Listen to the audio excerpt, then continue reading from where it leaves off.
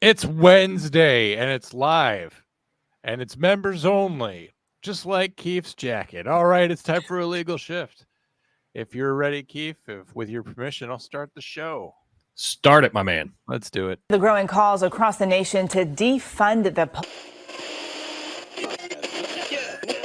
them business down there. That's a 15-yard penalty. There was no foul on the play. It was not a hold. The defender was just overpowered. Illegal shift on the kicking team. That penalty is refused. First down.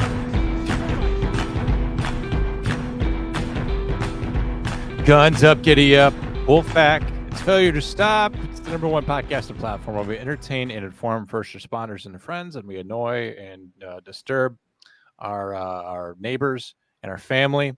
And we are a terrible spite to our enemies, a punishment as if sent from God to our true enemies. I'm John. I'm a 911 dispatcher. I've been doing that for almost a decade, the better part of a decade, dipping my soul in an acid bath, just trying to save you from the common mistakes every day you make in your lives. Joining me as always, Fire Lieutenant somewhere in the Buckeye State. America's most ridiculous state that isn't Florida. Like Florida has an excuse, right? Like Florida was born this way. So what's Ohio's excuse? Keith, how the hell have you been? I'm good, man. Glad we're live. We are live. So I wanted to yes, and we started early, Will Cray. Deal with it. That we do what we want to do around here. I wanted to quick explain what the hell's going on. So there's some formatting changes coming to a legal shift. So I want to explain what this is about. This is first and foremost about the algorithm. Ooh, it's this god that we all have to pray to at YouTube, pretty much. It's like this terrible idol. This is what the algorithm is. The algorithm is like this. Algorithm looks at your show and says, what is your show? And what would you say Failure to Stop is, Keith? First responder-ish. You can't say ish to an algorithm. There'll be an earthquake and a virgin gets sacrificed if you say ish to an algorithm. That's where I led you in. If you guys look around, if you go on to other YouTube channels, you'll see that a YouTube channel is one thing. It is what it is, and it is not something else, right? Legal Eagle is about a lawyer who breaks down movies that have law in it, or police activity just exclusively shows body cam footage. So we're trying to be this thing on Fridays where, Eric is showing police body cam footage and breaking it down from a police perspective. That's what Failure to Stop is. That's what it always has been. And so, we kind of got it some mission drift in there when we got, Night Shift years ago. It was kind of a different thing, but it was mostly, it was sort of the same thing that it was Mike and Eric. Now we're down throughout the generations until the point where we're actually a sports thing as well, which I did just to make the cop spin in his grave. And YouTube's just like, well, what the hell is this now? You're a sports thing? So I did some research and I realized if we go to members only, the algorithm doesn't look at us. You can launch any kind of members only content and it doesn't affect it. YouTube will understand that, like, oh, this is a police breakdown network still. It's not police breakdown /sports. So it'll stop confusing the algorithm. We'll have to stop sacrificing virgins around here, which is good because I was the only one on the chopping block for that one. And so what's going to happen? So this was announced months ago by Eric, but he was talking about, every show kind of having its own YouTube channel, right? True crime would have its own YouTube channel. Of course, we're not making true crime right now, so then the sports show will go to its own channel. Well, here's the thing. We don't need to launch an illegal shift channel because, and I talked to you about this, talked about this to you, Keith. Keith's actually already got a channel. It's already got some subscribers and they talk about sports and yeah, they've got some other things, but I think this show is similar enough to One More and I'm Out of Here that we're a good match over there. Keith, do you agree? Or do you want to start an illegal shift YouTube channel? No, I agree with that. And if we've you agreed with an either or proposition. So I don't know if I've already got one, then why start another one? Exactly. Plus your algorithm's confused anyway, because your algorithm's like emailing you, where the hell is Rob? It's like and something with this with going live and where you used to scream flapjacks. and I've learned a lesson for next time because I have 2 YouTube accounts. I'm on the One More and I'm Out of Here account. I didn't switch over to mine. So I will not be able to comment in the actual comments because when Rob got sick, he did not pay his subscription for Failure to Stop. I just That realized son of a bitch. Doesn't he realize that $2.99 is mine? You owe me, Rob. I don't know what happened. I'm gonna come get you out of your bed and rob you out of your wallet. Anyway, I promise so we're live. Yeah, obviously we not are live. pre-recorded, but I'm not going to be able to text chat. So when I see something, I'm just going to verbalize it. So walk around and find out here. Will Cray's here. Murph 5:30 was here at 10:30. I understand that it's a different day, it's a different time, so I get it. It's a little bit different right now. That's okay. And also schedules. It works with schedules to where we can go live more. Also, yes. You know, we're trying to do this on Thursday, but then, you know, sometimes Keith's at the fire hall, and it's just like, well, and sometimes I got stuff going on too. You know, none of it's related to a social life of any kind, but sometimes I am busy. So I decided, you know, we were just going to record Wednesday morning, you know, to broadcast on Thursday. I'm like, well, why don't we go live for the members? Like at Failure to Stop, we have all these wonderful members. There's no reason they can't watch us record the show. Is there any reason why they can't watch it? Like, yeah, it's going to throw them off that it's on a different day, but like for Will, Cray, and Foxy, if you're around, just watch us record it. So, you know, we're not actually withholding anything. We're just letting you in on the fact that we're making the show right now. Normally, we would be making the show right now, right, Keith? Like, I mean, Yep. We would just be doing this anyway, and no one would be here.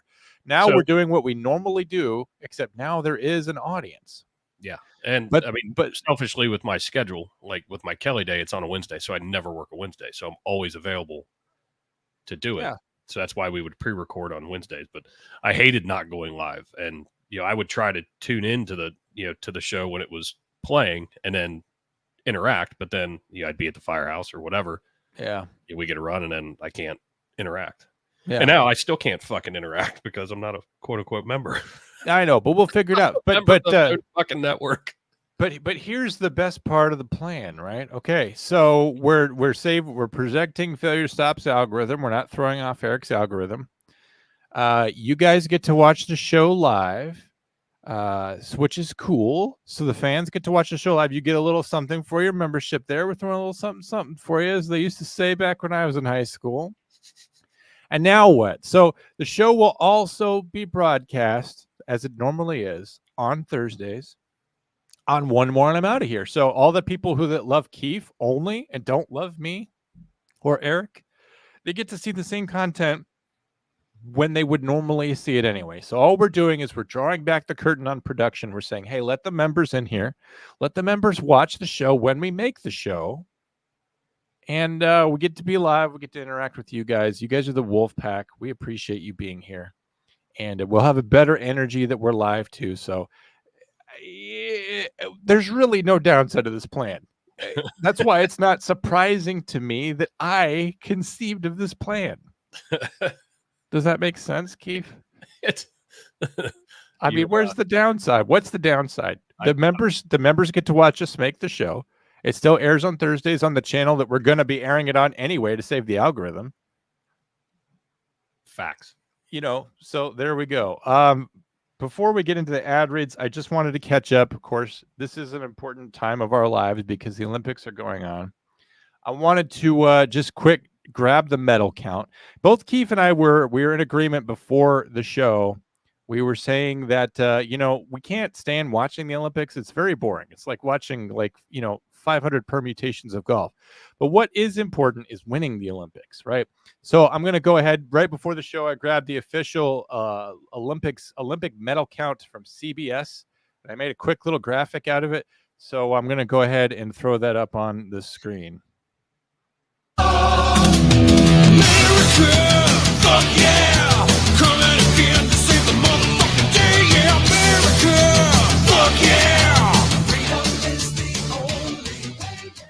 So awesome. The United States has 27 total medals. You can see that we only have 4 gold medals, though.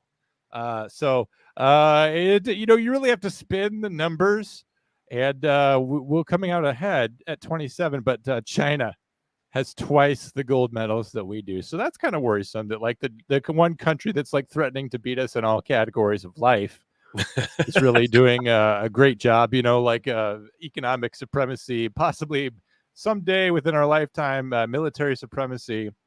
But, our other friends are around. Great Britain, hanging in there at 6. Japan, also technically a friend the last time I checked. But if you spin the numbers the right way, America is doing a great job. So good job to America on winning the Olympic Games. We're going to talk a little bit more about the Olympics. But before we get to that, I also wanted to mention about that song. Now that we're members only, I can play that song. And we don't have to worry about getting demonetized. Do you know why? We're not monetized anyway. It's just for the members only. So the members get to watch me throw up a graphic and get to hear me play a cool song because it doesn't fuck up that. Like, why am I worried about like demonetizing a video with the intro of a song when I could just give you guys a better show anyway? So yeah, there's like 10,000 reasons why this is a good idea. And it won't demonetize One More and I'm out of here because that channel's not monetized. Just a big money suck. So sorry, this I put down. Are you drunk today? I like it. No, I just I feel like silly because I'm live. So I just think it's a winning idea all the way around. People will get used to it, and if they don't get used to it, well, we're in a position here to legal shift where we got nothing to lose anyway. We weren't going live anyway. Our number of views is not especially high anyway, although it depends on the show. Like the Terrell Davis show we just did had a high number of views. It did.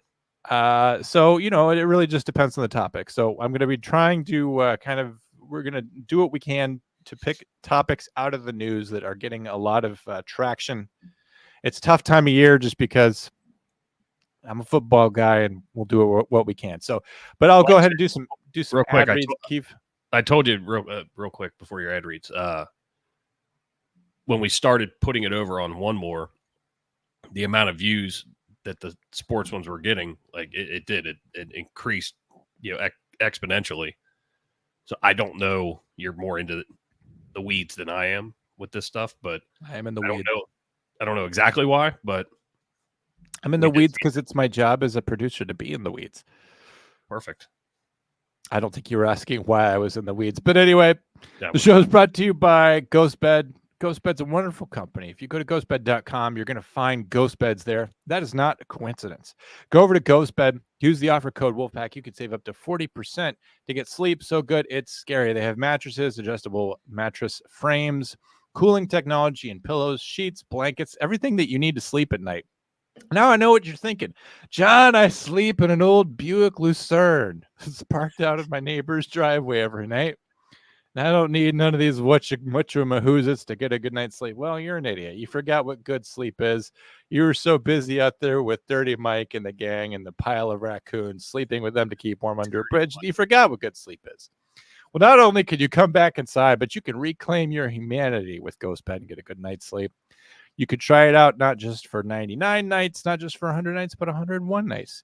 You could sleep 101 nights in a row in luxury, in comfort, and you could afford to do it because even with 0% down and 0% financing, even if you're as broke as a joke, as like Antonio Brown is, you can go over to ghostbed.com. They will make financing available for you so you can do this. And it's worth it because you're going to sleep anyway. You don't have a choice. You can't just say, like, I can't afford a ghost bed. I can't invest in this.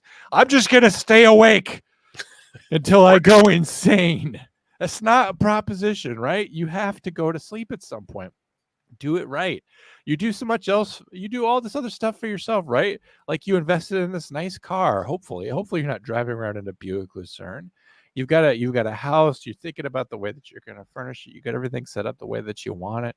You picked out a loved one in life that hopefully is someone who's compatible for you. You're choosing where to eat every day, right? Even if you're just going to Chick-fil-A over McDonald's, like you're making a decision that's something for you. You're sleeping every night.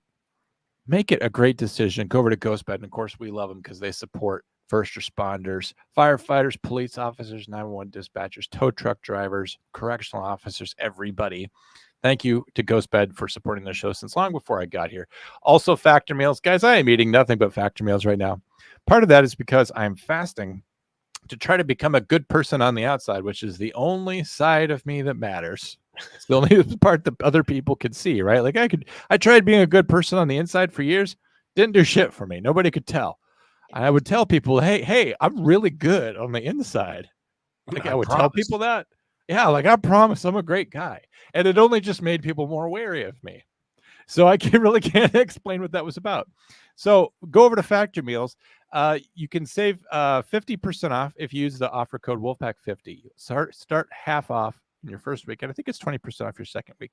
You could pick from all these different meal plans, right? They've got a keto plan, a low calorie plan. And what they do is if you don't have time for this, they'll select them for you. I just got a box yesterday delivered to my porch. And I'm like, whoa, what's this? I didn't get a chance to pick out my meals. But they know what my preferences are. And sure enough, I've got a box full of delicious food for the week. And it's all low calorie. That's the one that I'm on right now. Because like I said, I'm trying to shred some of that bulk. And I've got fresh food for the week. I'm someone where I wake up every day. I start podcasting live right away.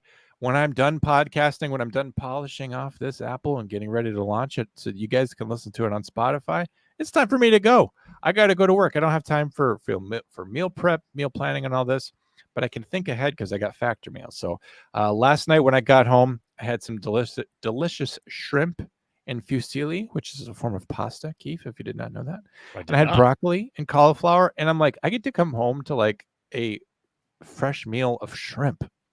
This is amazing. It's like having someone taking care of me, even though there's nobody here at my house. And I just cry, and only my animals, look up at me confusingly, totally unable to bridge the gap of millions of years of evolution to be able to communicate with me in a meaningful way that will somehow soothe the incredible loneliness that I'm trapped inside like a prison. But I've got my shrimp and my fusilli, and I'm sitting there eating a delicious dinner.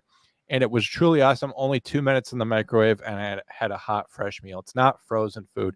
Go over to Factor Meals or download the app. Use the offer code Wolfpack50. You can save so much to start.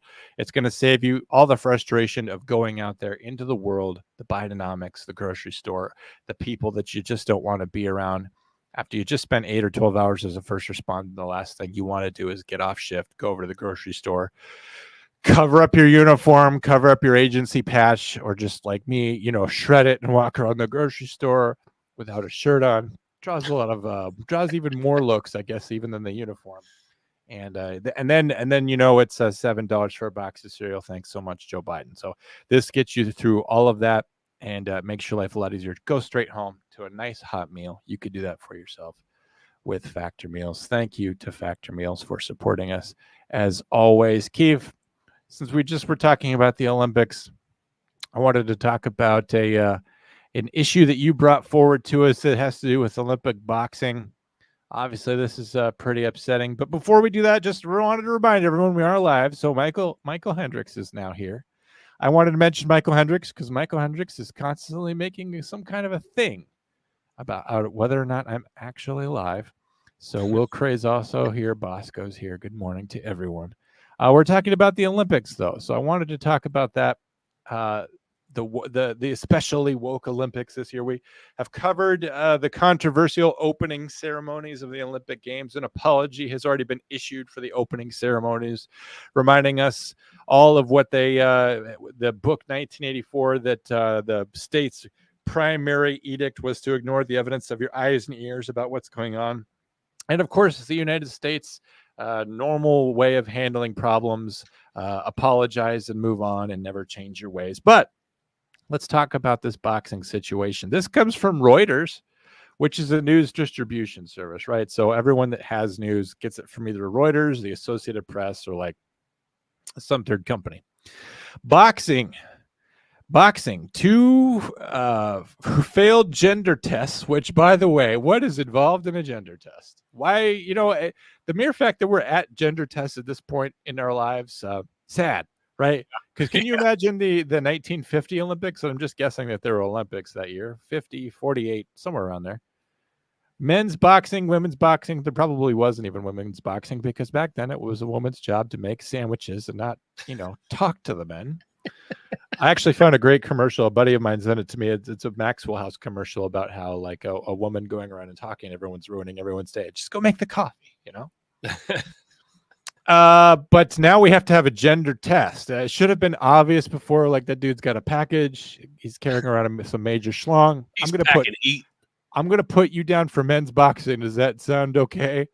Yes, so it's fine to me. It's like not confusing. Now it's like, well, we're gonna have to have you pee in here, and we have to take a look at your hormones, and we're gonna have to like, where there, it's like trying to figure out like in the NFL, like if two teams like have the exact same like end of season record and the strength of opponents and strength of, and then all these different ways that you like try to figure out to evenly match things, and then it comes down to the end and it's just a coin flip. We don't know what gender you are. We're gonna flip a coin for it. Does that sound okay? Yes, you may flip a coin. Like it came up women's boxing. Go over to the women's league. That sounds good. I go box to women now. Like that's the situation here. Your door's over there on the right. Go in that way. Go have a good time, Piotr. Yeah, na svidanya. And he's gonna go beat up the women. So this just came out 2 days ago in Paris, July 29th. Two boxers who were disqualified from last year's World Championships for boxing failed gender eligibility tests. They're now eligible to compete at the Paris Olympics. That's right. They're not good enough or manly or womanly enough or whatever it is they're supposed to be to compete in the World Championships. But, if anything, the Olympics has shown us in Paris that anything goes. So they're allowed to compete in the Paris Olympics, the International Olympic Committee said on Monday.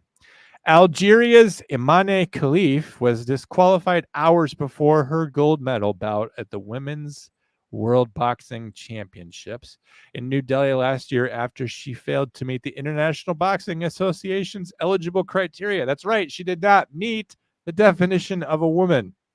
Keith, what are some of your definitions of a woman? That is such a loaded fucking question. I know, because it didn't used to be. It used to be like, it's pretty cut and dry. If you've got boobs, you got a vagina.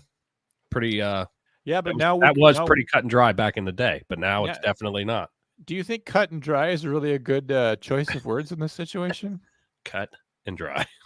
Taiwan's double world champion Lin Yuting also lost her bronze medal at the same competition after she too failed to meet the criteria. At the time, IBA President Umar Kremlev told Russian news agency TASS that boxers had XY chromosomes. Well, to me, that's a dead giveaway. If you got XYs, you know what that makes you? Woman. Well, no, it makes you a dude. No, dude, that's okay. Women are XX. Just to clarify, we're not biologists here, right? It's fair. Correct. These are women competing in boxing. Okay, so I just fix you when I'm broken. I'm a dumb fireman paramedic. I just fix you when you're broken. He doesn't fix your chromosomes, gangs. He doesn't go down to the quantum level. So this is what's going on. We've got two women boxers. They've got Y chromosomes. That means they're men. Keith, I know that there's a way that will help you remember. Look at the letter Y. What does that look like to you? Kind of looks like a little dick, doesn't it? Yeah. There you go. Now you remember. Now when you're in the back of the ambulance, you're like, and you're trying to figure out, is there a chance that this guy could be pregnant? No, he's got Y chromosomes, and then you hold up, the thing that's down there. Anyway, the World Championships were organized by the IBA, which is no longer a federation recognized by the International Olympic Committee. So basically, the International Boxing Association, is where all these boxers go to box. And they set up their own rules, possibly based off of reality. And then you have the International Olympic Committee saying, well, we're going to be woke as a joke, and we're going to teach everyone how it should be. And there really are no rules when it comes to men and women, even though men and women are inherently different.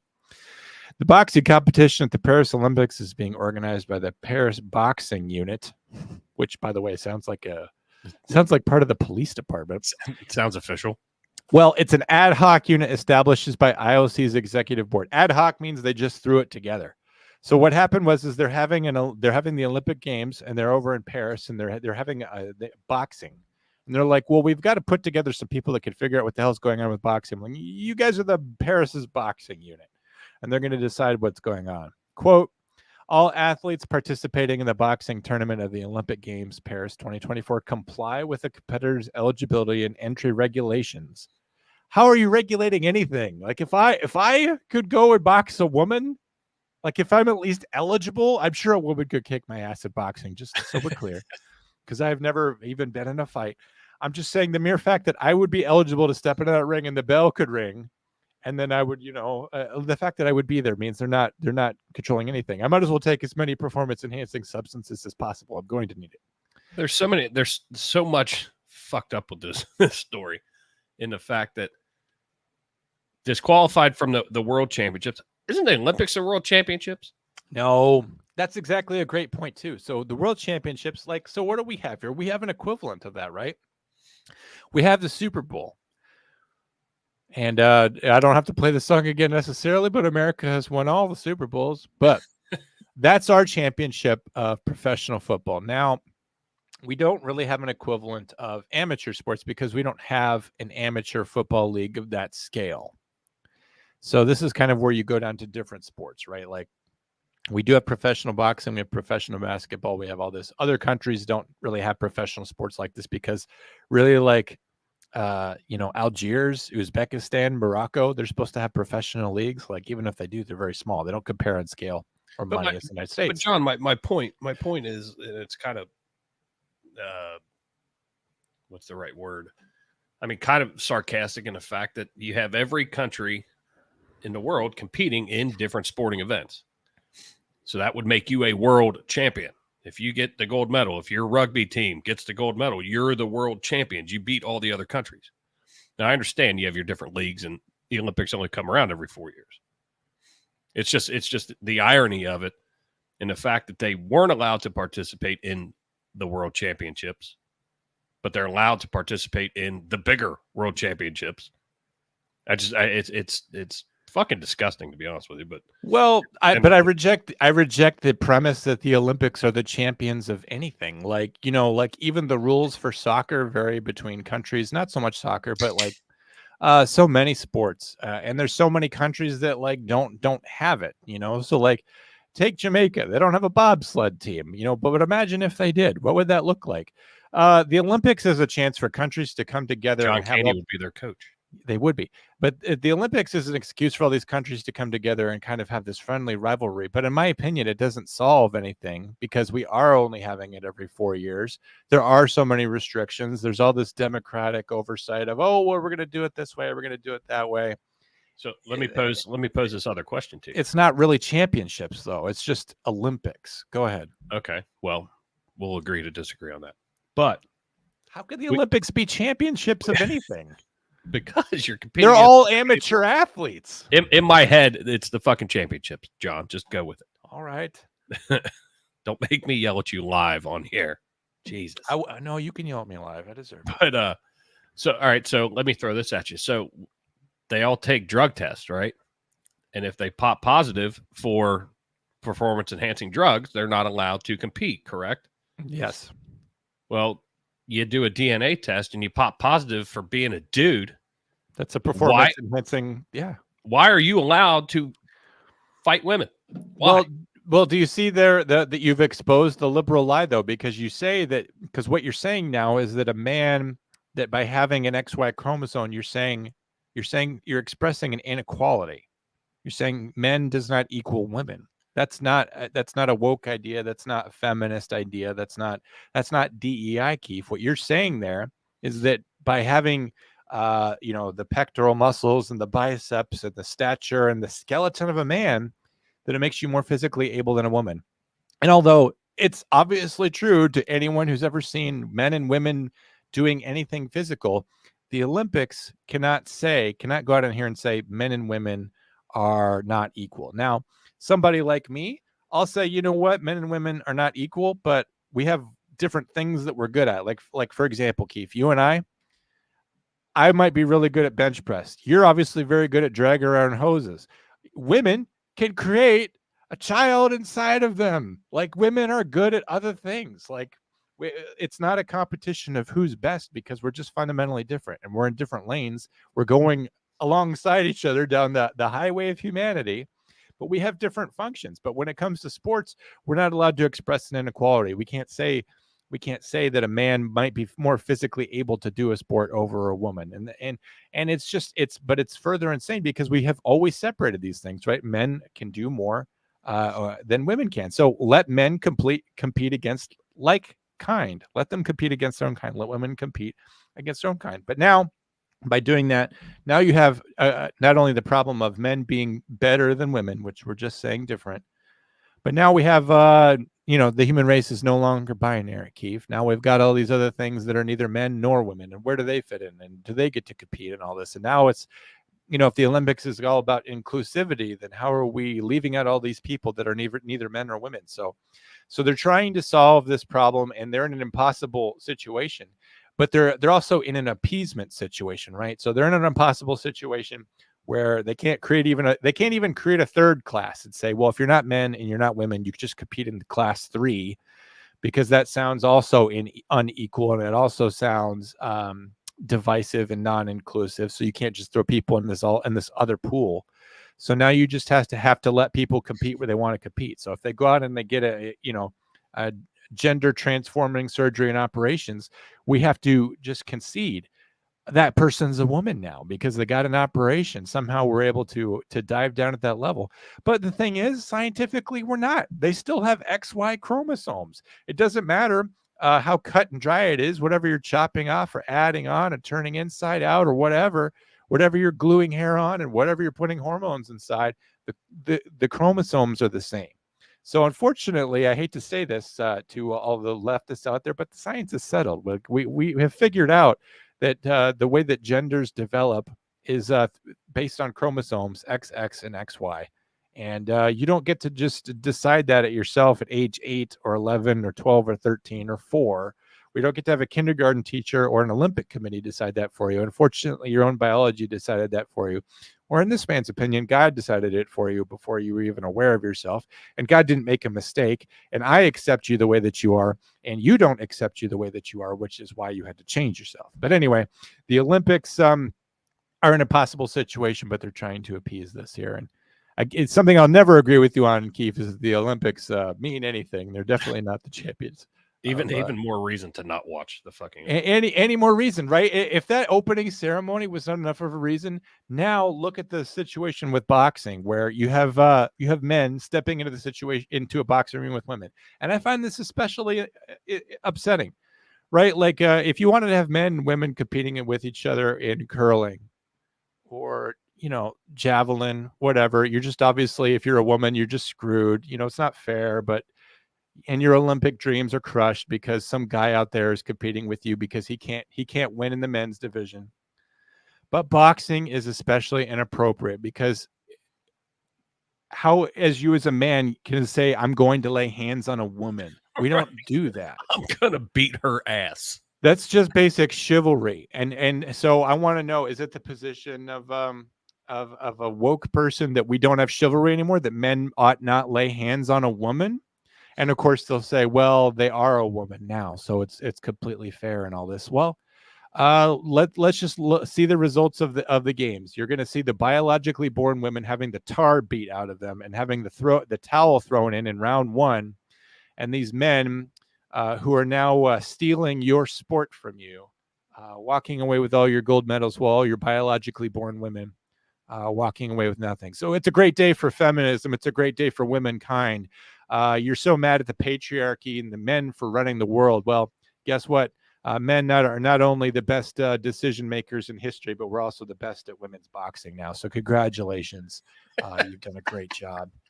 Keith, did I beat that to death? I mean, did I treat woke politics at the Olympics like a biologically born woman? And I've stepped into the ring with it. I feel like I beat that pretty well. I thoroughly enjoyed your synopsis. Thank you. Anyway, so finishing the Reuters article, all athletes participating in the boxing tournament, the Olympic Paris Games, comply with the eligibility and entry regulations, as well as all applicable medical regulations in accordance with rules 1.4 and 3.1 of the Paris Boxing Unit, which is, again, this ad hoc thing, which they made up. The PBU endeavored to restrict amendments to minimize the impact on athletes' preparation and guaranteeing consistency between Olympic Games. Yeah, right. If you're a woman and you're boxing a man and you're boxing a woman, those two things are not alike and they can't be compared. Khalif next faces Angela Carini in a welterweight bout on Thursday, while Yu Ting takes on either Marcelat Sakobi or Satora Tubidevicovido.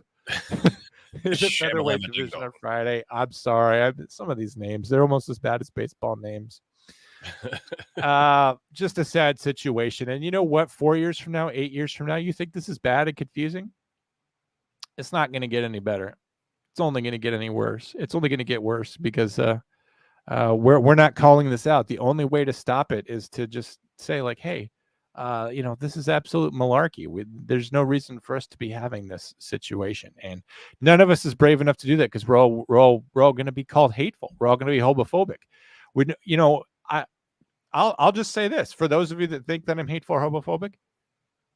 I love women. I don't want the tar to be beaten out of them while they're trying to pursue their dream of winning a gold medal in boxing. I don't think that they should have to be going up against an opponent that was born named Joshua and has an Adam's apple and has to shave just to comply with the regulations to be there. I don't think that's fair. I think that biologically born women should compete with biologically born women, biologically born men with biologically born men. And you know what? I realize that one man alone cannot stop the coming tide of the future. And if you have transgendered athletes and they want to compete, I don't care if they compete in the Olympics. You know why? Because I don't care about the Olympics really. But have those people compete against themselves. And even then you're still going, and if they all want to throw in together, then they can opt in to do that, I guess. But I still think that there's an inherent biological differences that you're never going to get your way around. Keith, have you ever seen a decommissioned Pizza Hut, like a building that very clearly used to be a Pizza Hut? It's got that very unique roof. It does. But now it says Chinese restaurant on it. But you could tell that it still used to be a Pizza Hut, right? No, absolutely. This is what the transgender community will never understand. Is that that is a perfect analogy, John. That is awesome. You could go ahead and you could put on a sign that says, Mingtao Chinese now, but we all know that it used to be a Pizza Hut. There's something you could do about it, right? Switching over to things less likely to get your channel destroyed, because now we're not destroying Failure to Stop, which makes me feel better. And just to allow me to have a break, why don't we talk about if you don't have it in front of you, the Marlins rookie Xavier Edwards becomes the third MLB player to hit for cycle this season.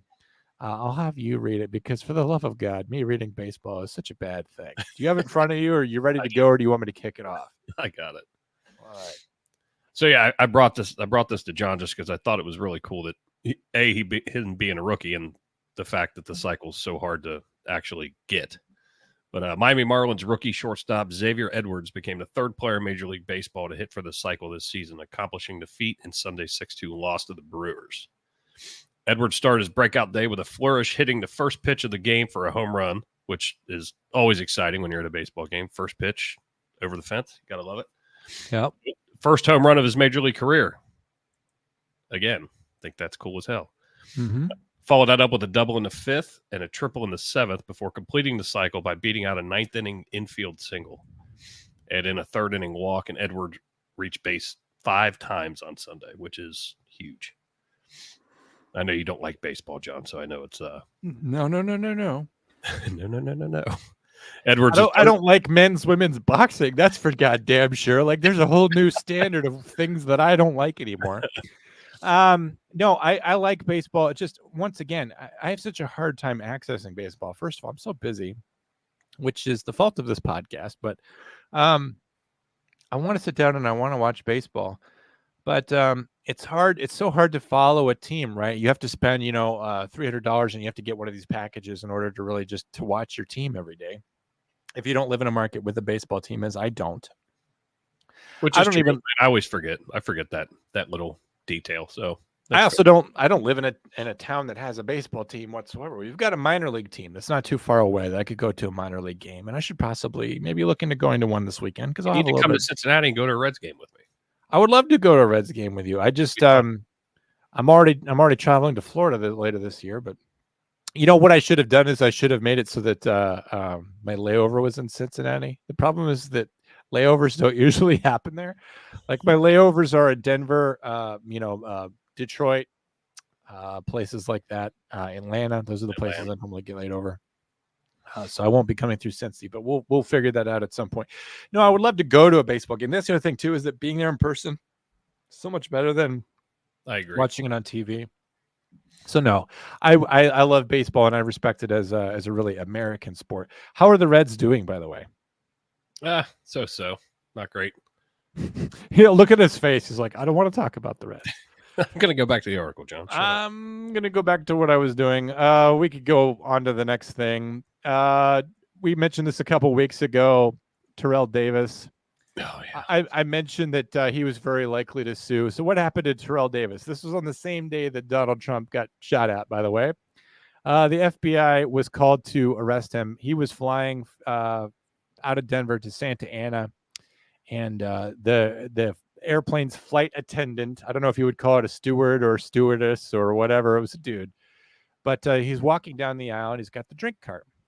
Terrell Davis, you got the engines going, and he's like, hey, can I have a glass of ice for my son? And the steward or whatever ignores him.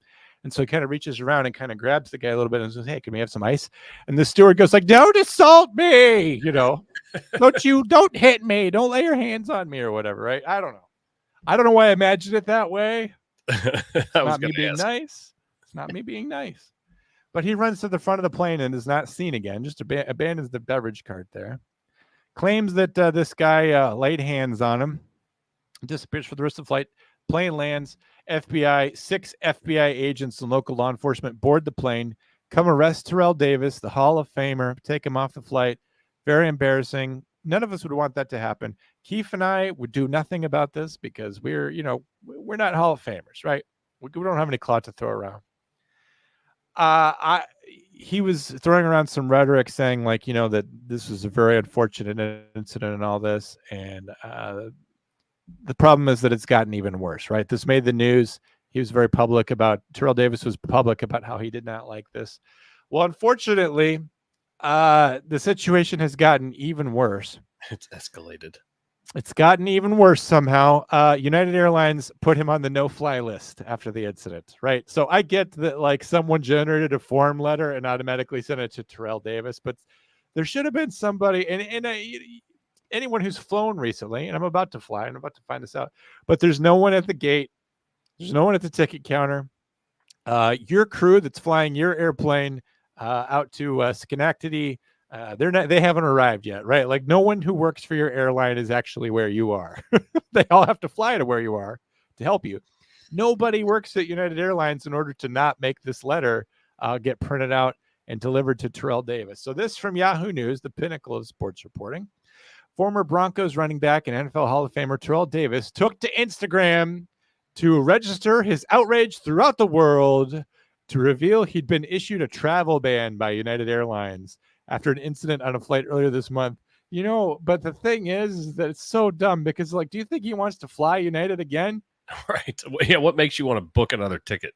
No. So he wants to add, he says the news is insult to injury. So what is that term? We throw around that term now all the time, adding insult to injury. This is a lawsuit term. So, right. So if someone's going to pay for your injuries, Keith, you're in a car accident, they're going to pay for your injuries. That means they're just covering what they're liable for, replacing your car, replacing your elbow, whatever. But now if you've added insult to injury, now we're talking about punitive damages. We're talking about money that is just designed to punish. So this insult to injury thing, not only is it kind of a throwaway line that probably perfectly describes how Terrell Davis feels, but it's also the basis for a great lawsuit. Based on the nature of the reported incident that occurred I like how it says United Airlines flight 1061. What is this, an episode of Lost? On July 13th, 2024. This shall serve as notice that you are not permitted to fly on United Airlines or any regional carrier operating as United Express until a review of the incident by United Passengers Incident Review Committee in Paris has occurred. A screenshot of the notice posted on Davis and his lawyer's page read. See, his lawyer's Instagram posted it. That's a real bad thing. Yeah, I see here that the real Terrell Davis and SGG law or SGGH Law posted this. And it says, this is what he says. I continue to reflect on the reality that my family will never unsee me, nor will I ever forget being taken off of an airplane in handcuffs simply for asking for a cup of ice.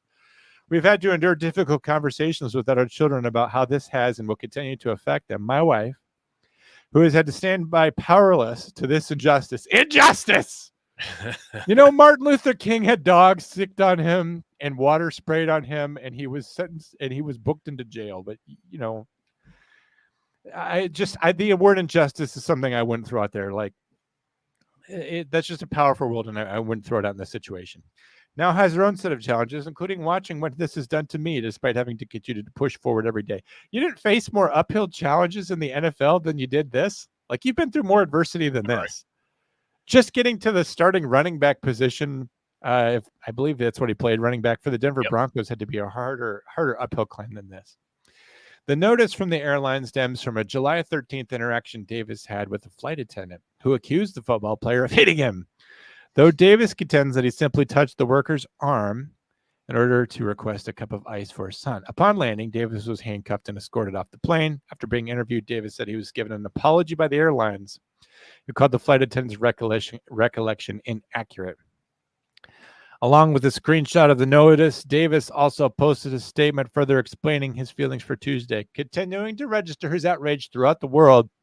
I continue to reflect on the reality that my family will never see me. Okay, I already read that part. He called the apology he received boilerplate. Well, he also received a boilerplate, don't fly with us. They're both boilerplate. And noted that United had a history of this type of behavior. Davis has also assured his followers he would see the powerful held accountable. United Airlines is not more powerful than you. No, they're just one of many airlines. When people are flying, you know how they get, you know why United is powerful? Because they own some planes. But when I wanted to get to Orlando, you know what I did? I said, I want to get there. Who can get me there? And then United's like, well, we can get you there. And Americans like, we can get you there too. And United's like, I can get you here at this time and for this amount of money. I'm like, that's why you're taking me, United. You're not more powerful. That's why. But this whole thing of holding the powerful to account, that's almost like a George Floyd statement, right? We're gonna hold the police accountable. He's almost having his little because I'm a black man and United Airlines is treating me. I don't like this at all. I was on Terrell Davis's side until he said, see the powerful held accountable. It's just about money. People are gonna forget about this. Go ahead, Keith. You know why I'd be a terrible lawyer? Because I would respond to their letter, their blacklist letter that they sent, and it would just be a picture. Very poor choice of words. It would be a picture of a bag of dicks, and it would see in court. That's it. I would do the same thing. I would be like, you know what? Fuck you, Terrell Davis. We're doubling down. Don't ever fly with United again. Get the hell off of our airplane. Yeah, so what? Our flight attendant's a Nancy boy, but we don't need you, because ultimately Terrell Davis is not paying more money for tickets. And yeah, there's people that are going to raise their fist in solidarity with Terrell Davis. But you know what? In 2 weeks, nobody's going to care. In 2 weeks, it'll be some other drunk asshole who gets escorted off the plane, and it'll be all over TikTok and whatever. And it's probably going to be Spirit Airlines, because that's usually where I see the most fights. Probably the videos of Spirit Airlines, like on TikTok, Instagram, is absolutely on point. It is so fucking funny to watch the amount of fights on Spirit. I've never seen a fight on any flight that I've ever taken. I've never flown Spirit though, and I kind of want to one time just so I can. But you have to hate it to Spirit Airlines because they don't allow men to hit women on Spirit. It's just men on men and women on women, right? And then there's no hormone testing. Like it's just obvious, right? It's very fair on Spirit Airlines, and they're up in the sky, so there's no international body that governs them. Not even gravity, obviously. They're flying. All right, so I can't comment like I said earlier, but I love Michael Hendry's comment. I don't see why that response would make you a bad lawyer, Keith. That's essentially the pictorial version of what I see lawyers submitting at times. Which, all right, I'll take it. I'll go sit for the bar now. I was going to say the main thing that made you a bad lawyer was also not being passed by the bar. So shortly after the NFL legend posted this statement, United released one of their own, explaining that the travel ban was part of an automated system and claimed that it had been swiftly rescinded. That's right. He can fly United. He doesn't want to, and he won't, but we're definitely telling him he can. That's why I said they should have doubled down on it. That's why they should have just leaned in and like, we don't fucking want you on here. You know why? Because you're causing all kinds of bad press for us. And this was an incident that we could have figured out behind closed doors. We said we were sorry. And now you're continuing to be a dick about it. They did. They apologized to him right away saying, hey, one of our employees was wrong. They remembered it wrong. Let's handle it behind closed doors. And Terrell Davis is making this as public as possible. Yes, his arrest from the flight by FBI agents was embarrassing. But settle that behind closed doors. Have a settlement or something. Unfortunately, it's going to end in money, but he's escalating this, and it doesn't need to be this way. I see Terrell Davis as being as much as a dick as that flight attendant now, and now I see them both as being challenged. The fact that he's saying I'm going to hold the powerful to account, and he's talking about United Airlines. Again, they're a fucking company. They're not powerful. They don't have they're not making a socio-political statement. When you touch someone's arm for ice, and then that person feels like they've been hit. Like at that point, we're parsing it down to the level of an individual. What does this flight attendant think? I made fun of him, but it's like maybe he really didn't feel good about that situation. Maybe his feelings are stupid and feelings don't matter. But that was an individual who responded that way. It wasn't United Airlines. It was some guy. And when he goes and reports to the captain or whoever saying, hey, somebody just hit me, they have a protocol saying, hey, someone was belligerent on the flight. When they land, law enforcement's going to be there. And when you get arrested, take it off the plane. That's for everyone's safety. So you don't just start swinging. And then they're going to take you to a room and they ask you what happened. Did you actually get booked into jail, Terrell Davis? Did you get charged with battery? No. None of these fucking things happened. And at this point, if you're going to be a dick about this lawsuit or whatever, I say let the criminal charges go ahead forward. I say, you know what? This guy says you placed hands on him. We're going to be a lot less likely to pay out on a civil lawsuit if we win a criminal one. So why don't we let this play out? Why don't we let our employee have the right to charge you with battery and see how it works out? If we're going to go to court anyway, we might as well just have our guy go to court too. Let everyone have their day. Just get it all done at once. I'm officially mad at Terrell Davis for some reason. Now I have to go around the rest of the day. People saying like, John, how are you today? And we're like, I'm mad at Terrell Davis. And they're like, My the day is NFL ruined. Hall of Famer? And I'm like, that's right. I'm mad at Terrell Davis. Because for some reason I bothered to get mad about this. Anyway, so Mr. Davis received the letter the day after the incident. It was generated due to the report of the flight attendant who is no longer employed by United. That's some bullshit. They cut him loose. The day after the letter was sent, we discussed with Mr. Davis's team that had been rescinded.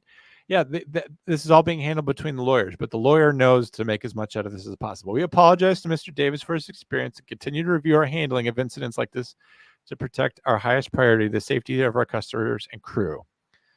Then Parker G. Steiner, the lawyer, refused that the ban had been rescinded in another Instagram post. Again, the fuck doesn't matter. He doesn't want to fly in United. And not only that, but why doesn't Terrell Davis have his own charter airplane? That's a good question. And, maybe he can't afford it anymore. I don't know. Oh, no, he can afford it. You would think so. But I mean, like, I remember reading that he flies from Denver to Santa Ana a lot. So I don't know. Next case up, as if they were cases, Aaron Rodgers. He's got a net worth of $14 million, by the way. Oh, $14 million. Yeah, you could probably afford an airplane, a small airplane, at least an ultralight. This from Yahoo Sports, the pinnacle of sports reporting. Bad snaps and sloppy play upset Aaron Rodgers at jet practice. Aaron Rodgers is such a dick to his team. I don't know if you've seen the clips, but there was a bad snap when he was with the Packers, and you could actually literally hear him on the CBS broadcast of cursing out his center. And Tony Romo had to cover it up saying, oh, yeah, he was saying something else there because CBS accidentally broadcasted the F word, But Aaron Rodgers is such a dick, not a team player. The Jets broke out the pads for the first time this summer on Monday, and they also got a dose of the angry Aaron Rodgers. Rodgers threw an interception that went off wide receiver Alan Lazard's hands early in the session. Struggled to corral erratic snaps from center Joe Tripman and went down after being tripped by one of his own offensive linemen. That's not good. The mistakes led Rodgers airing his grievances with his teammates. Honestly, he expects the same standard that he holds to himself out of everyone else, and today just didn't resemble that at all. I think as an offense, we were just a bit sloppy, Lazard said. I think you're allowed to be sloppy on July 31st. It's training camp. That's what I was going to say. Let's work the bugs out now. When you're the Jets and it's training camp, I think it's fine. And you were barely with the team. What, 3 snaps last season? I know. So chill the fuck out, dude.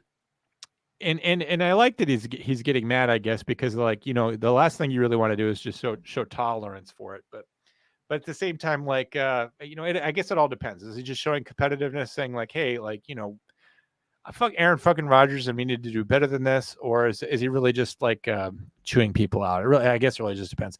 He expects the same standard he holds himself to, Lazar said. Tight end Tyler Conklin said that he's really a blessing at the end of the day to have someone that cares that much, working to hold the team accountable. But all involved would prefer the unit be crisper than they were in Monday's practice. That's particularly true of Tippmann, who was, I wonder if he was the one that was tripping people, who has struggled in other practices, and head coach Robert Saleh said he has to work on it before the problem gets worse. So Aaron Rodgers, who didn't want to go to training camp at all, not having so much fun being in training camp. I don't think that we're very surprised by that. What is going on with the Packers, who don't need Aaron Rodgers, obviously? We were talking about this last week, how Jordan Love was going to hold out until he got a new contract. Well, it paid off. Packers, Jordan Love got a big new contract. This from Green Bay, according to ESPN. Jordan Love doesn't need to be reminded that he's now one of the highest paid players in the NFL. Now, there's a certain level of pressure that comes with it. And one day after he signed a 4-year, $220 million contract extension with the Green Bay Packers that includes $75 million signing bonus, Love said that he's ready for it. The reason? He has always faced pressure. Keith, you and I face pressure. I'm ready for $75 million. No shit. Okay, I hate to draw this direct comparison, right? It's like a central problem of the show, but like, you've got it. You're facing pressure as an NFL quarterback. There's no doubt. Everyone wants your job. Everyone says you suck. And then there's physical pressure, right? The ball is given to you, and all of a sudden, a whole bunch of guys want to kill you for having the ball. So the pressure's there. But proper perspective, right? Like, you've had a life in your hands, Keith. You look down on some gurney, some accident victim, and they called up to you and they said, please save me. And you look down with them with scorn and you said, I can save you. For $75 million. But I won't. And you let them go to the grave. The situation that you and I are in is so much different. And yet we get paid nothing compared to these guys. You're such a good storyteller. That was a good story, right?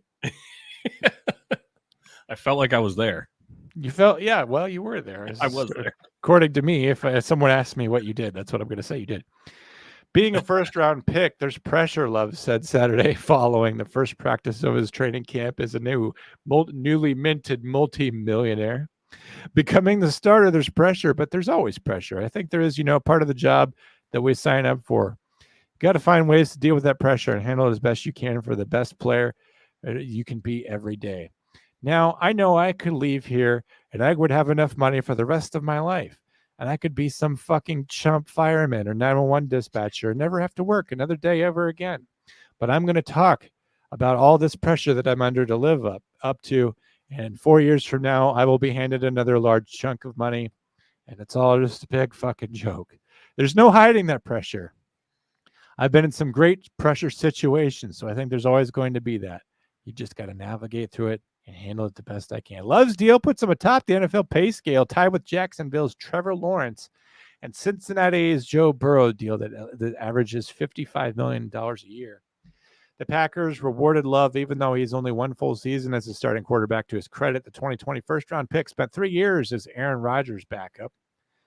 After an up-and-down start to last season, Love finished with a tear of 18 touchdowns and just one interception on the final 8 games to lead the Packers to the playoffs. He humiliated the Dallas Cowboys at a game which is still bothering John every single night. He wakes up screaming in a sweat, and what he hopes is his own urine screaming Prescott every single night. By the way, Jordan Love looks like. Who does he look like? Looks like Bert from Bert and Ernie. Possibly. Look, I was just looking up his contract and that, and the picture. I can't unsee it now. Shit. I should have football season. Now I'm going to call him Bert. I should have put this up there. I saw this earlier this week, but Dak Prescott was responding to critics.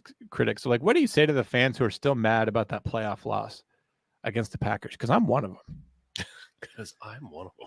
I am. I'm very upset. That was a very humiliating game, and it was like, I'll tell you a fun story when we're off the show. It's a hilarious story. In fact, I may have told you this story last week. I can't remember if I told you this story, or if I told someone else. I'll tell you the story after the show. But we had all the momentum, and we were looking forward to a good January, and we want to win a wild card round, and we just have one of the most humbling, humiliating defeats to one of our NFC rivals, historic rivals.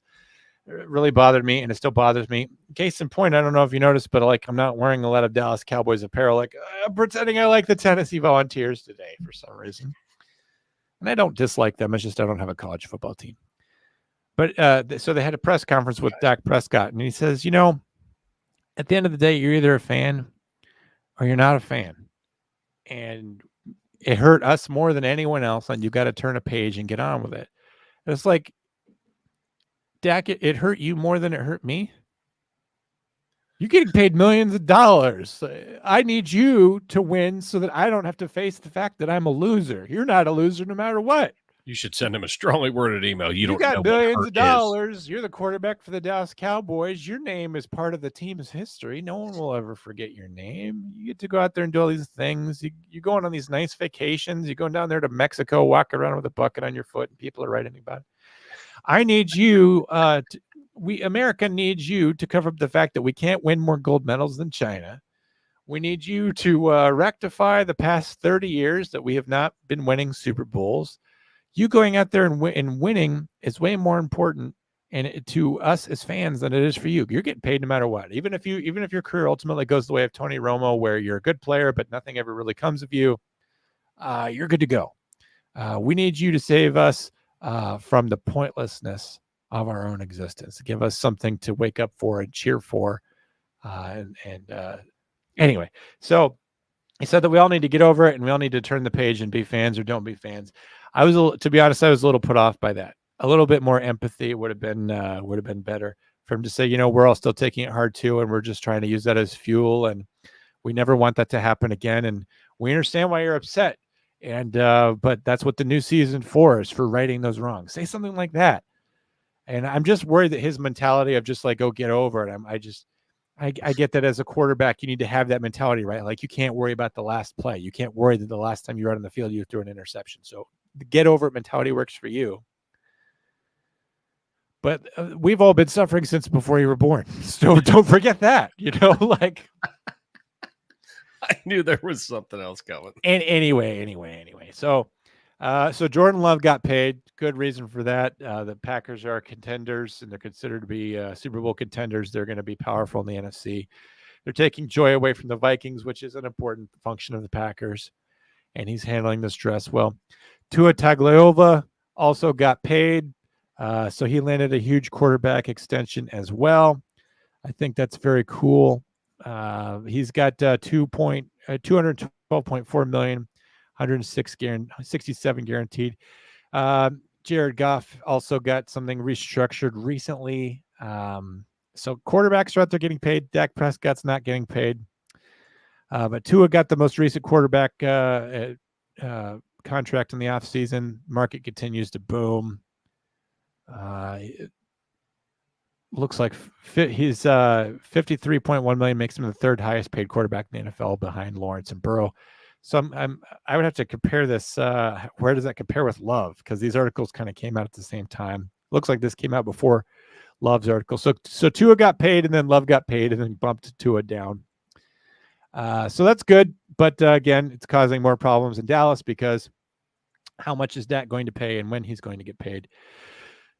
Finishing the show. Here, real quick, Joe Burrow, $55 million, Trevor Lawrence, $55 million, Jordan Love, $55 million, Tua, $53.1 million. There you go. So Jordan Love came in there and stole the third spot. Jerry Jones, we talked about this a couple weeks ago with the NFL's lawsuit. How is this going to affect everyone? Basically, NFL Sunday Ticket. The court ruled in the favor of the class action suit, saying that there was some price fixing going on, some monopolistic practices, and that the NFL would have to pay out a large sum of money to all the 4,500 subscribers and bars that were all in this class action suit, which I think we parsed out would be like $2,000 per person. Well, now Jerry Jones is saying how much this is going to have a ramification for the salary cap. This is the stupidest thing I have read in a while. Jerry Jones, full of shit. This is from awfulannouncing.com. Jerry Jones anticipates cap ramifications from the verdict of NFL Sunday Ticket. First of all, I want to address the fact that the NFL may not have to pay shit because they still get to go to the Ninth Circuit for appeals. They still get to go to the Supreme Court. They still get to, there's all kinds of things they can do. They can ask for a change in the verdict saying, hey, even if we do have to pay something, the amount that we're paying is way too much. And even then, they're not paying out as much as the civil lawsuit was for. So they're already paying out for less. And he says, I think I know better than anyone else what the cap will be 4 years from now. That's a lie, though, because the cap's not going to be different in 4 years other than what it was already going to be. This lawsuit's not going to impact the cap. But I'm going to explain to you why it won't impact the cap anyway. Well, Jerry Jones is like 180 years old anyway. So is he going to be around in 4 years to know that? I know, but I'm going to explain why it won't impact the cap at all. I'm going to uncover the mysteries of economics to explain why this won't impact the cap. Jerry Jones wants to say that this is going to impact the cap because he's trying to capitalize on this situation, no pun intended, to deal with the players in the NFL, but also, of course, his own team, meaning Dak Prescott, meaning Micah Parsons, meaning CeeDee Lamb, saying, hey, these are some of the economic forces we're dealing with. You guys want to get paid as players? We're having to pay out on this lawsuit. The NFL's having to pay out big time. He thinks he's going to snow them. But guess what? I'm so happy that CeeDee Lamb watches the show because I'm going to explain to you, C, why you still get to get paid. Last month, the NFL was ordered to cough up $4.7 billion as a result of a verdict of the ongoing Sunday Ticket antitrust case against the league, which could cost them to $14.1 billion under federal law, the triple the amount won in antitrust cases. And naturally, the result could have significant repercussions for the rest of the NFL, which Dallas Cowboys owner Jerry Jones addressed on Sunday. The result has already led to some difficult decisions as to who will make out the worst when it comes to the significant lawsuit the league is set to have to pay. As I said, they may not have to pay shit. According to Ben Fisher of the Sports Business Journal, some owners around the league have already brought up the possibility of the ramifications of the lawsuit potentially eating the players' salaries. Because it's the players who have to pay, right? On some level, would make sense that when you consider the NFL and the NFL Players Association share all revenues evenly, but the players obviously weren't the ones who committed the antitrust violation when Sunday Ticket product. I know if you wanted to say it's going to come down to something, the collective bargaining agreement that they have coming up at the end of 6 years, they might say that we're not the ones that made this decision. We're not the ones that have to pay for it. So we could certainly see a lot of upset players if this does end up cutting into their salaries, which it won't. Mark my words, this will not impact their salaries at all. There's no way it's going to affect their salaries. But I'm not even done yet explaining why it won't. I haven't even started yet. Jerry Jones spoke about the situation on Saturday with Nick Harris of the Cowboys team website, detailing that he's expecting a lot of ramifications. Has to be considered. It doesn't make me flare, but it is a fact. I think I know better than anyone else what the cap will be 4 years from now. Jones is seemingly hinting here that the growth of the league salary cap, which has been rapidly growing, 13.4 increase in 2024, could come to a grinding halt in the coming years. Only time will tell whether that ends up being true, but Jones doesn't have quite a grasp of the landscape. But he does have quite a grasp of the landscape at the NFL's a chance for. He's right on the money with this statement. All right. You guys ready to hear why it won't matter and why Jerry Jones is full of shit? Let's hear it.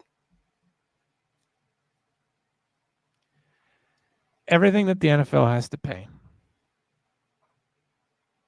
is going to be passed on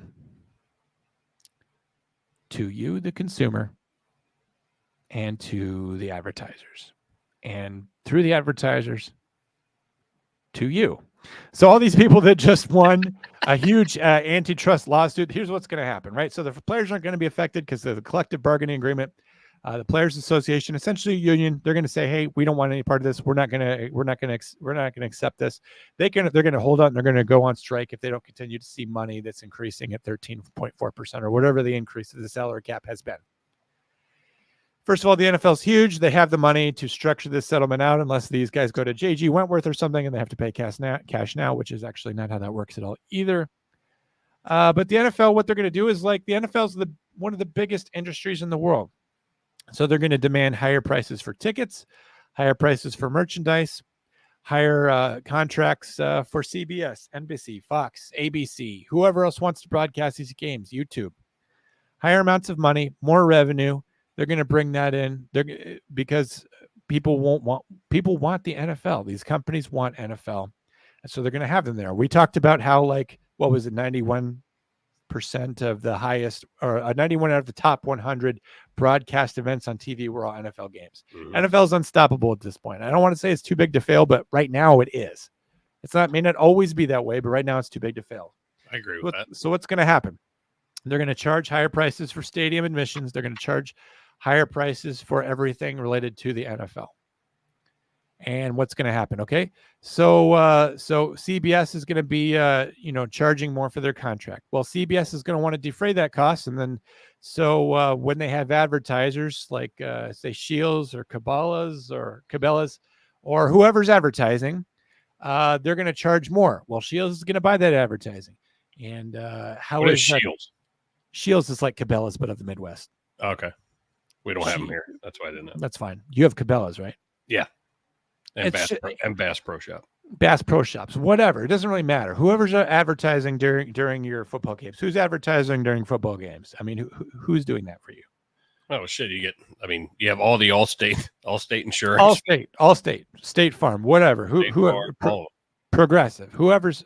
So this is actually a great example. Insurance companies, you have all three of those insurance companies. They're all competing with each other to advertise during the NFL. NFL is going to say, so we've got this spot during the Bengals Bills game right in front of halftime. Who wants it? And they're all going to be competing for it. And now it's going to be higher. And they're going to say, well, we're going to ask for $14 billion, or else we're going to give it to Bass Pro Shops. And so the insurance companies are going to pay more to advertise. So how are the insurance companies going to offset their losses for advertising? They're going to raise your insurance rates. Yep. Right. So the NFL, ultimately, you're going to distill down the economics.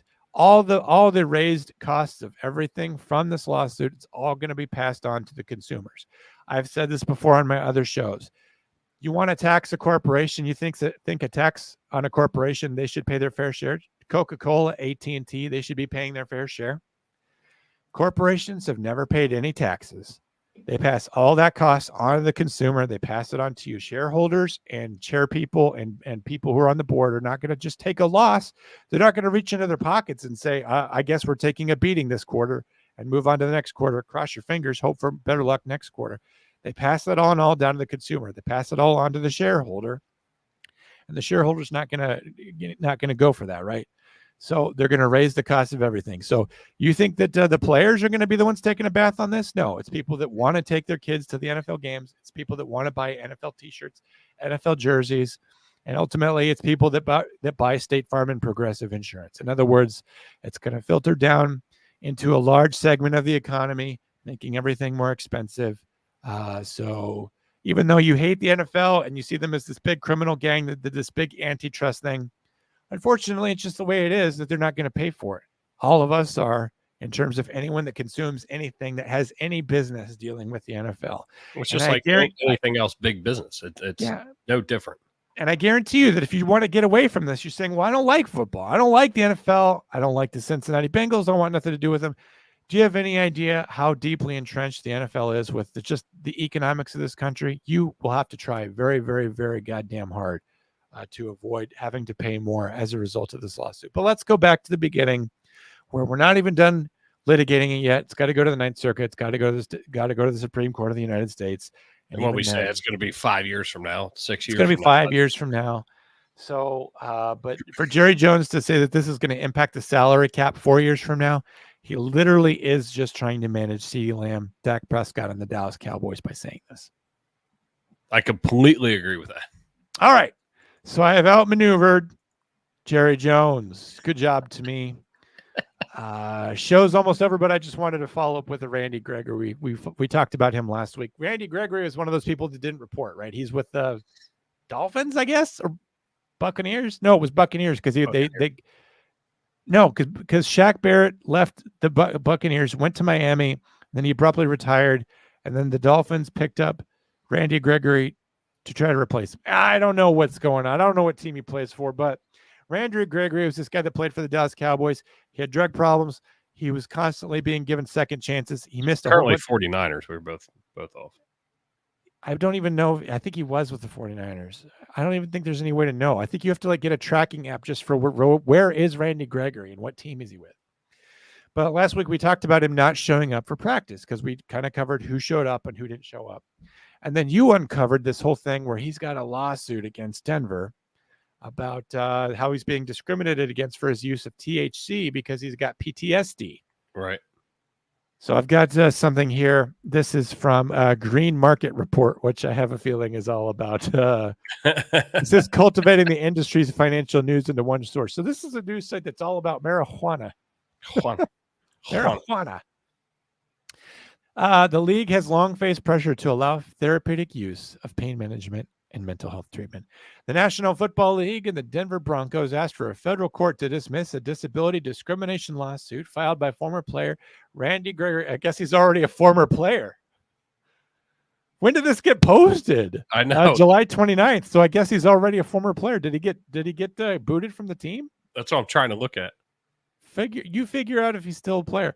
Over fines he received for using THC, arguing the case is preempted by the league's collective bargaining agreement. That could be why he's suing now, because he knows he's not going to be playing this year. Because why sue now if you still have a chance to make a couple more $1 million just by playing this year? You might as well play this year and then use the money that you're going to be playing the next 11 months, next 8 months, and use that to pay for your legal bills. Anyway, NFL, they're asking for the NFL and the Denver Broncos asked a federal court to dismiss the disability discrimination lawsuit by former player Randy Gregory over fines received for using THC. In a motion filed last week, the NFL and the Broncos contend Gregory's claims under the Colorado Anti-Discrimination Act are inextricably intertwined with the NFL's collective bargaining substance abuse policy and must be resolved through arbitration rather than litigation. So he's mad that he feels like he was allowed to use THC to deal with his PTSD, but the NFL's Players Association didn't allow it.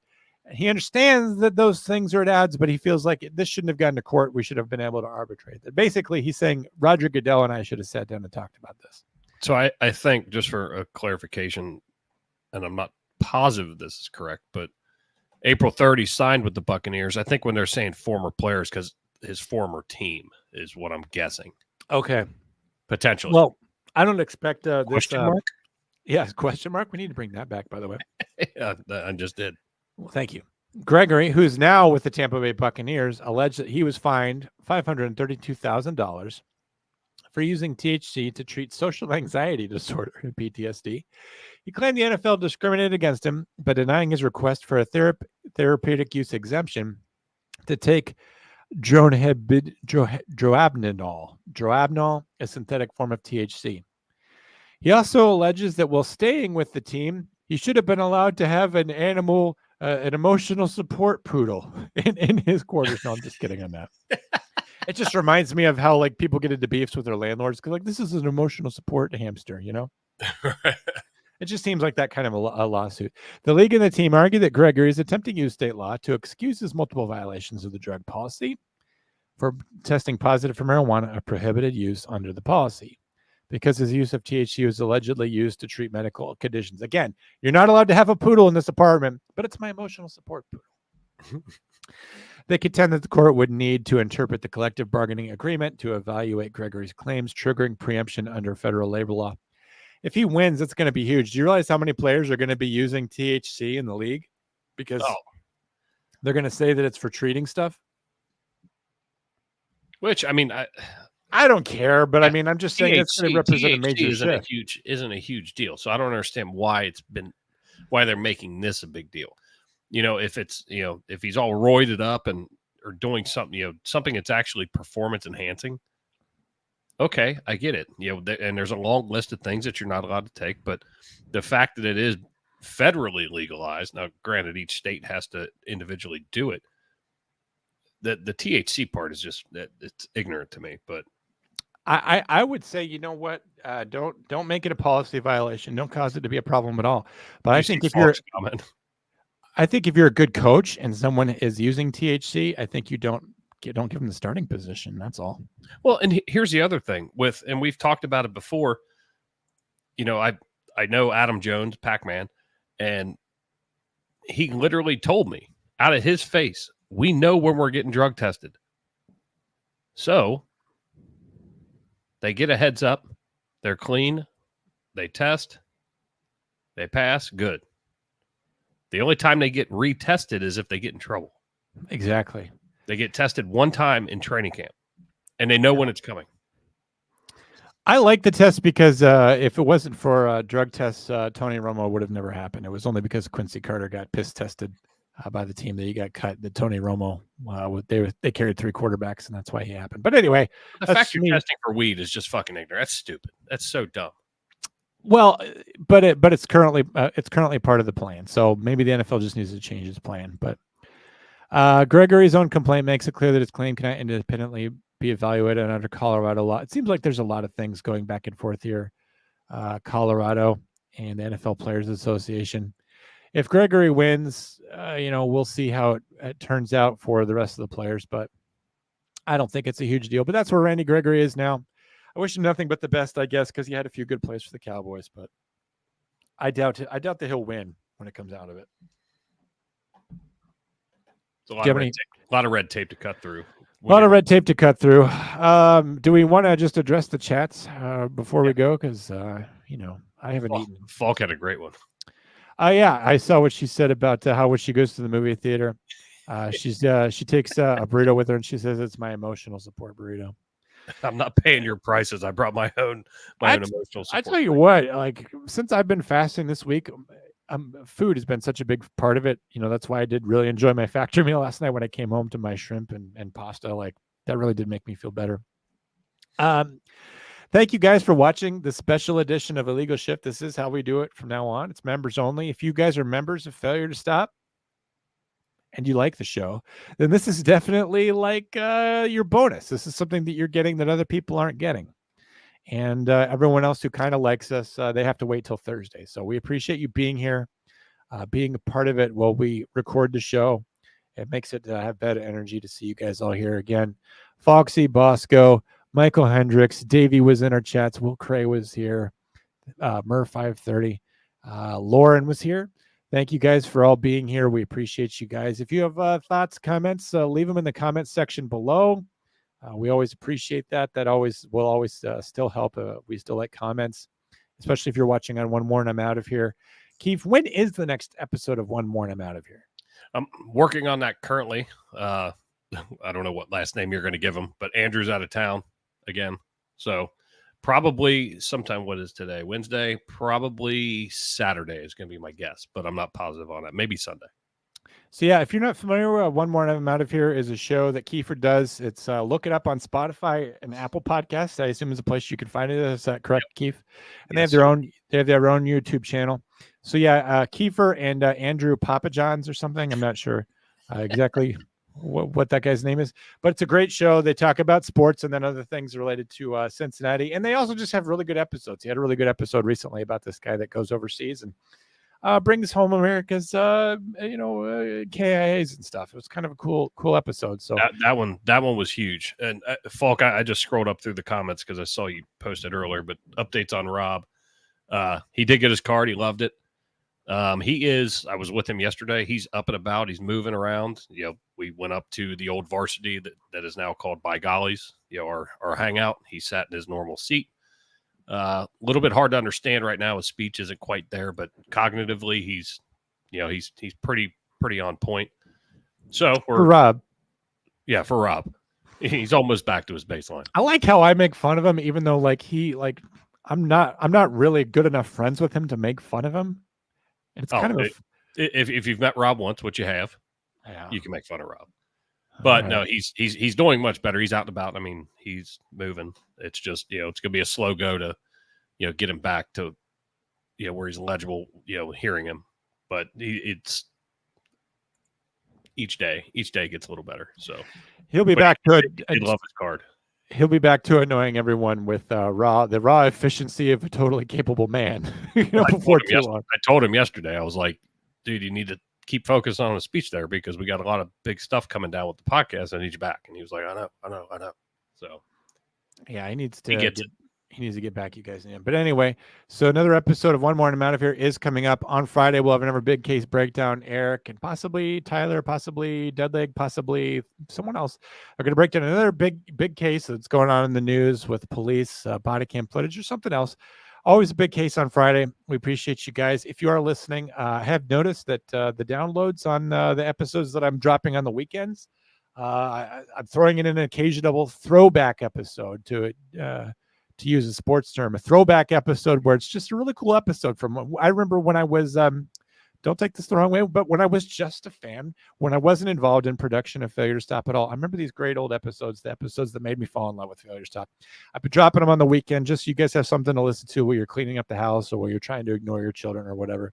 I noticed that you guys are really enjoying listening to that. So I'll continue to drop episodes. And if you guys, if there's an episode that you remember back from the old Mike the Cop days or anything that you would love to listen to again, or maybe you heard an episode once and maybe you barely remember it, reach out to me. You can reach out to me at Difficult to Look at Pictures on Instagram. You can reach Kiefer at jkeef21 on IG. And let me know what you want to hear. Let Keith know that you love him and that you miss Rob or whatever else. And we'll catch you back here next week. And we appreciate you watching as always. And we wish you all nothing but the best. We'll catch you next time. Guns up, giddy up. Good night, America. I love you, John. I love you too, Keith. I love you so much. Just don't hit